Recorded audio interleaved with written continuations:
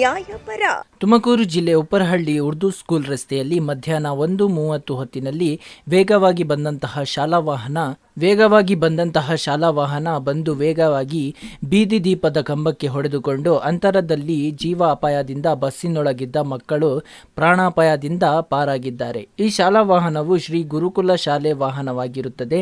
ಈ ಬಸ್ಸಿನ ಚಾಲಕನು ಅತಿ ವೇಗವಾಗಿ ಬಂದು ಬಸ್ಸಿನಲ್ಲಿ ಮಕ್ಕಳಿದ್ದಾರೆ ಎಂಬುದನ್ನು ತಿಳಿಯದೆ 25 ಅಡಿ ಅಗಲವಿರುವ ರಸ್ತೆಯಲ್ಲಿ ವೇಗವಾಗಿ ಚಲಾಯಿಸಲು ವೇಗ ತಪ್ಪಿ ಲೈಟ್ ಕಂಬಕ್ಕೆ ಗುದ್ದಿರುವುದು ಎಂದು ಅಲ್ಲಿನ ಸ್ಥಳೀಯರು ಮಾಹಿತಿ ನೀಡಿದ್ದಾರೆ.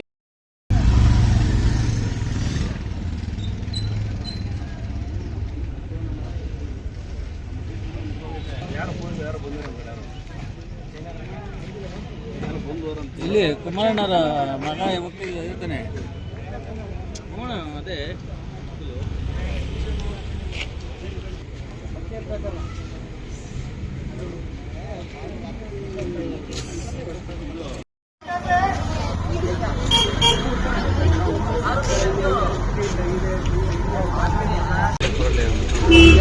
ನೋಡಿ ಬೆಳಿಗ್ಗೆ ಈಗ ಸ್ಕೂಲ್ ಮಕ್ಕಳು ತುಂಬ್ಕೊಂಡ್ಬಂದವ್ರೆ. ಯಾವುದೋ ಗುರುಕುಲ ಶ್ರೀ ಗುರುಕುಲ ಅಂತ ಸ್ಕೂಲ್. ಅವ್ನ ಡ್ರೈವರ್ ಎಷ್ಟು ಅಜಾರೂಕತೆಯಿಂದ ಗಾಡಿ ಓಡಿಸೋಣ ಅಂದರೆ ಯೋಚನೆ ಮಾಡಿ. ಲೆಫ್ಟ್ ಹೋಗ್ತಿರೋ ಗಾಡಿ ರೈಟ್ ಸೈಡಿಂದ ಬಂದು ಇಲ್ಲಿ ನೋಡಿ ಲೈಟ್ ಕಂಬ ಕೂತಾನೆ. ಆ ಲೈಟ್ ಕಂಬ ರನ್ನಿಂಗ್ ಲೈಟ್ ಕಂಬ ಪ್ರೆಸೆಂಟ್ ಡೈಲಿ ಈಗ ಅದು ಕರೆಕ್ಟಾಗಿ ಪಾಸ್ ಆಗ್ತದೆ. ಆ ಲೈಟ್ ಕಂಬ ಅದು ಮುರಿದೋಗಿದೆ. ಹೆಚ್ಚು ಕಡಿಮೆ ಆಗಿದ್ರೆ ಮಕ್ಳಿಗೆ ಎಷ್ಟು ತೊಂದರೆ ಆಗೋದು, ಹೋಗೋಬರೋ ಜನಕ್ಕೆ ಏನು ತೊಂದರೆ ಆಗೋದು.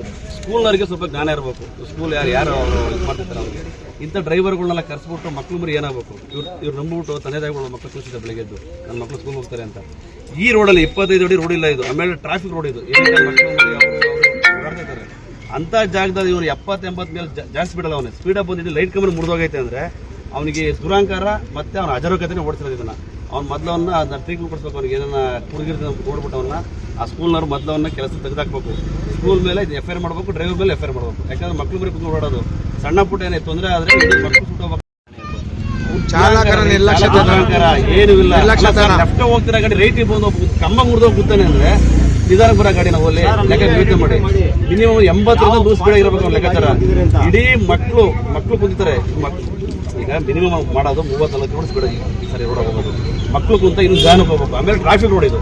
ಅಂಥವ್ರು ಇವನು ಏಕಾಏಕಿ ಫಾಸ್ಟ್ ಬಂದು ಕುದ್ದವನೆ ಅಂತಂದರೆ 100% ಕುಡಿದ್ರೆ ಗಾಡಿ ಓಡಿಸ್ತಿರೋದವನು. ಹಾಗಾಗಿ ಈ ಸ್ಕೂಲ್ ಪ್ರಿನ್ಸಿಪಲ್ ಯಾರಿದ್ದಾರೆ ಅಥವಾ ಮುಖ್ಯಸ್ಥರು ಯಾರಿದ್ದಾರೆ ಅವ್ನ ಕೆಲಸ ಡಿಸ್ಮಿಸ್ ಮಾಡಬೇಕು. ಪ್ಲಸ್ ಅವ್ನ ಕೇಸ್ ಆಗಬೇಕು. ಪ್ಲಸ್ ಸ್ಕೂಲ್ ಮೇಲೆ ನಾವು ಕೇಸ್ ಕೊಡ್ತೀವಿ. ಈಗ ಜಯನಗರ ಸ್ಟೇಷನ್ಗೆ ಹೋಗ್ಬಿಟ್ಟು ಸ್ಕೂಲ್ ಮೇಲೆ ಪ್ಲಸ್ ಡ್ರೈವರ್ ಮೇಲೆ ಈ ಬಸ್ ಓನರ್ ಮೇಲೆ ಯಾರು ಈ ಬಸ್ ಏನು ಮ್ಯಾನೇಜ್ಮೆಂಟ್ ಏನಿದ್ದಾರೆ ಅವ್ರ ಮೇಲೆ ಕೇಸ್ ಮಾಡ್ತೀವಿ.